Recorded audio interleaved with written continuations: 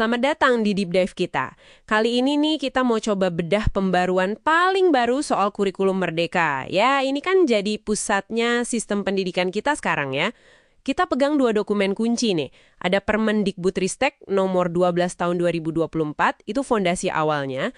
Terus ada lagi yang baru banget, Permendikdasmen nomor 13 tahun 2025. Nah, ini yang bawa penyesuaian. Oke, misi kita kali ini coba pahami cepat aja apa sih inti perubahannya dan artinya apa buat Anda ya, terutama buat para pelajar. Sip, kita mulai dari yang dasar dulu ya. Permen 12 tahun 2024 itu kan ngenalin kurikulum Merdeka sebagai kerangka yang fleksibel gitu ya. Fokusnya ke materi esensial buat ngembangin kompetensi sama karakter Pancasila. Strukturnya ada 3 kan, intrakurikuler, ya pelajaran biasa lah. Terus kokurikuler, nah ini yang dulu kita kenal banget sama P5, Proyek Penguatan Profil Pelajar Pancasila itu.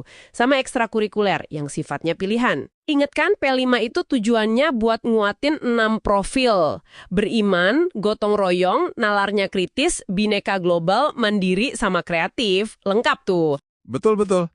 Dan kalau kita lihat latar belakangnya di aturan awal itu, jelas banget ya alasannya. Kebutuhan adaptasi, disebutin tuh pentingnya kita menyesuaikan diri sama kemajuan iptek, terus tantangan global, sama juga gimana caranya memberdayakan Anda sebagai siswa biar lebih aktif gitu. Makanya dibuat fleksibel, fokus ke yang esensial, tujuannya biar belajar itu bisa lebih dalam, lebih bermakna, nggak cuma ngejar materi selesai. Ini kan sejalan ya sama semangat awalnya, makanya dulu dikasih waktu transisi juga buat sekolah-sekolah, sampai sekitar tahun ajaran 2026-2027 kalau nggak salah. Nah, itu dia. Terus sekarang muncul Permen 13 tahun 2025 ini bukan berarti ganti total gitu ya? Lebih kayak penyesuaian. Iya. Lebih tepatnya penajaman fokus sih, bukan perombakan besar. Ada beberapa poin penting yang memang perlu kita cermati. Apa aja itu poinnya? Yang paling kerasa beda mungkin apa ya? Mungkin yang paling mendasar ya, itu penekanan baru pada istilah pendekatan pembelajaran mendalam. Ini eksplisit banget masuk ke kerangka dasar kurikulum di aturan baru. Pembelajaran mendalam. Kedengarannya bagus sih, tapi maksudnya apa ya secara konkret? Biar nggak jadi jargon aja gitu. Nah, ini menarik. Kalau kita baca penjelasannya di lampiran aturan baru, ini tuh punya landasan filosofis yang kuat. Merujuknya sampai ke pemikiran Ki Hajar Dewantara gitu. Intinya sih, pembelajaran itu diharapkan jadi proses yang pertama, berkesadaran, maksudnya Anda sebagai pelajar itu aktif, bisa ngatur cara belajar sendiri, sadar gitu sama prosesnya. Kedua, bermakna, artinya apa yang dipelajari itu nyambung sama kehidupan nyata, bisa diterapin, bukan cuma teori di awang-awang. Dan yang ketiga, ini juga penting, menggembirakan. Jadi suasananya positif, bikin termotivasi buat belajar. Gitu kira-kira. Jadi ini semacam penegasan arah pedagoginya. Wah, menarik banget ya. Jadi bukan cuma soal apa yang dipelajari, tapi justru gimana proses belajarnya itu yang mau diangkat lebih tinggi lagi ya? Tepat sekali. Fokusnya ke proses, ke pengalaman belajarnya. Oke. Nah, selain pendekatan itu ada penyesuaian lain kan? Terutama di kegiatan siswa ya. Yang kokurikuler itu, yang dulunya P5? Iya, benar. Jadi di aturan baru ini, istilah P5 itu udah nggak disebut secara eksplisit lagi di bagian kokurikuler. Deskripsinya jadi lebih umum. Misalnya, disebut pembelajaran kolaboratif lintas disiplin ilmu, atau gerakan 7 kebiasaan anak Indonesia hebat, dan cara-cara lain. Oh gitu. Terus target kompetensinya gimana? Masih sama kayak 6 profil Pancasila itu? Nah, ini juga berubah. Bukan lagi 6 dimensi profil pelajar Pancasila itu. Sekarang dirumuskan jadi 8 kompetensi. 8? Wah, nambah dong. Apa aja tuh 8 kompetensi barunya? Kesehatan sama komunikasi ya yang baru secara eksplisit disebut. Kenapa kira-kira 8 ini ya yang dipilih ya? Ada alasan khusus? Ya, kemungkinan besar sih ini upaya penyempurnaan ya. Biar lebih spesifik, lebih jelas apa yang mau dicapai. Munculnya kesehatan sama komunikasi ini kan relevan banget ya sama kondisi sekarang.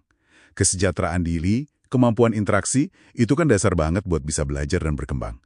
Jadi ini melengkapi fokus ke karakter sama kemampuan berpikir kritis yang udah ada sebelumnya.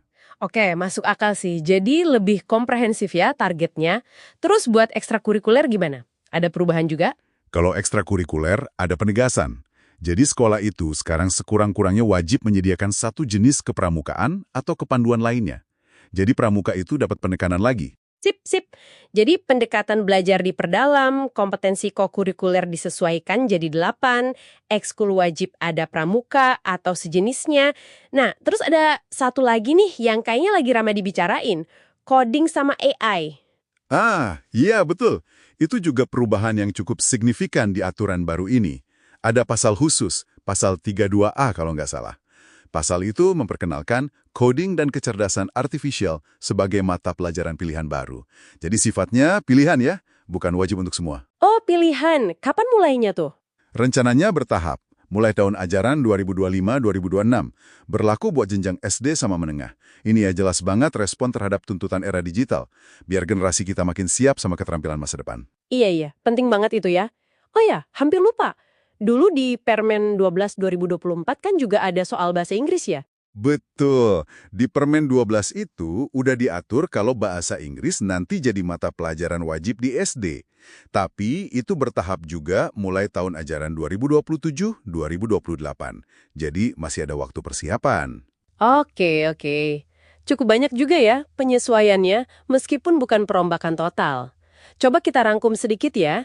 Jadi kurikulum merdeka intinya tetap fleksibel, tapi aturan baru ini kayak ngasih arah yang lebih jelas gitu ya, terutama lewat penekanan pembelajaran mendalam. Betul. Terus ada penyesuaian di area kokurikuler, baik istilahnya maupun targetnya. Jadi 8 kompetensi baru, plus penegasan wajib pramuka atau kepanduan di ekskul. Dan yang nggak kalah penting, dibukanya pintu buat coding dan AI sebagai pilihan mata pelajaran baru. Ya, intinya sih sistem pendidikan kita ini dinamis ya, terus bergerak, coba adaptasi sama perkembangan zaman. Semua upaya ini mulai dari fokus ke pembelajaran yang lebih sadar, bermakna, menyenangkan, sampai penajaman kompetensi dan relevansi digital, tujuannya ya buat membentuk pengalaman belajar Anda jadi lebih baik lagi. Jadi buat Anda para pelajar, artinya apa nih semua? Ya ini sinyal kalau cara belajar di kelas nanti mungkin akan ada nuansa baru. Bisa jadi lebih fokus ke pemahaman yang dalam, lebih banyak kerja bareng, dan mungkin makin akrab sama teknologi. Nah, ini mungkin bisa jadi bahan pemikiran menarik nih buat Anda bawa pulang. Kalau memang penekanannya sekuat ini pada pembelajaran mendalam, kira-kira wujud nyatanya di kelas nanti bakal kayak gimana ya menurut Anda? Dan yang lebih penting lagi, peran apa sih yang bisa Anda ambil sebagai pelajar supaya pendekatan baru ini benar-benar jalan efektif dan bikin proses belajar Anda makin